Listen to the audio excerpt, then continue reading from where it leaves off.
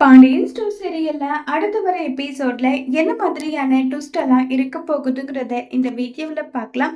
முத்துவேல discharge பண்ணி வீட்டுக்கு கூட்டிட்டு வராங்க. குமாருக்கு ஒரு மாதிரி ஃபீலிங்காவே இருக்கு. சக்தி வேலுமே தலை குனிச்சு தான் இருக்காங்க. முத்துவேல் வீட்டுக்கு வந்ததும் குமார் நேரா முத்துவேலோட காலில் விழுந்து ஃபீல் பண்ணி கதறி அழுறாங்க.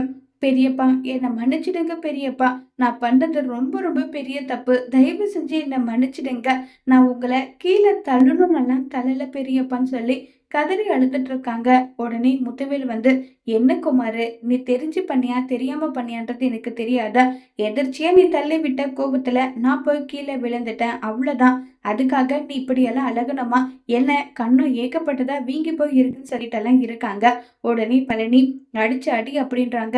யார் இவன் அடிச்சது சொல்லுங்க, யார் இவன் அடிச்சதுன்னு சொல்லி கேட்டதும் உடனே பழனி, அண்ணன் இவனுக்கு அடியோட விட்டமேன்னு சந்தோஷப்படுங்க. இவனை கொன்னு போட்டிருக்கணும். ஏய், என்னடா பேசிட்டு இருக்க? 1000 தான் இருந்தாலும் இவன் என் மகன். இவன் கையால நான் சாகிறத கூட எனக்கு பெரிய விஷயம்தான். எதுக்காக தேவையில்லாம குமார் அடிச்சிங்க? உடனே சக்திவேல் வந்து, அண்ணன் மன்னிச்சுட்டேனே. இவன் போய் உங்களை கீழே தள்ளி விட்டு இப்பதான் உங்களுக்கு ஆப்ரேஷனே முடிஞ்சிருக்கு. அதுக்குள்ள இவன் இப்படி பண்ணிட்டான். எனக்கு உங்க முகத்துல முழிக்க கூட ரொம்ப வருத்தமா இருந்ததுன்னு சொல்றாங்க. உடனே முத்துவேல் வந்து, இவன் என் பையன். இவன் எப்படிப்பட்டவன்னு எனக்கு தெரியாதா? தெரியாத நடந்த விஷயத்துக்கு அவன் என்ன பண்ணுவான்? அவனையே எல்லாரும் திட்டிட்டு இருக்கீங்க. குமாரு, இனி இப்படி பண்ணாத, சரியா? நான் வந்து கதிர்கிட்ட பேசுறேன்னா அதுக்கு ஒரு காரணம் இருக்கு. ராஜியோட லைஃபுக்காகவும் அவனை எப்படியாவது நல்லபடியா பார்த்துக்கணுன்ற ஒரே காரணத்துக்காக மட்டும்தான் பேச ஆரம்பிச்சேன். அதுக்கப்புறம் தான் தெரிஞ்சது கதிர் எப்படிப்பட்டவன்னு சொல்லிட்டு. அதே மாதிரிதான் நீங்க பழகி பார்த்தாதான் அந்த குடும்பம் எப்படிப்பட்ட குடும்பம்ன்றது தெரியும். வாழ்க்கை ஒரு வட்டம். இன்னைக்கு இருக்கவங்க நாளைக்கு இருக்க மாட்டாங்க. இப்போ நிச்சயமா உயிரோட இருக்கவங்க நாளைக்கு எப்படி இருப்பாங்கன்றது எது ஒண்ணுமே தெரியாது.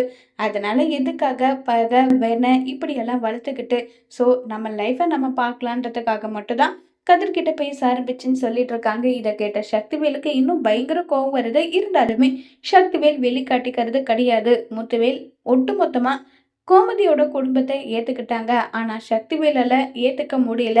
இப்ப சக்திவேல் முத்துவேலை தடுப்பாங்களா இல்லையங்கிறத வரப்போற எபிசோட்ல வெயிட் பண்ணி பார்க்கலாம். தேங்க்யூ.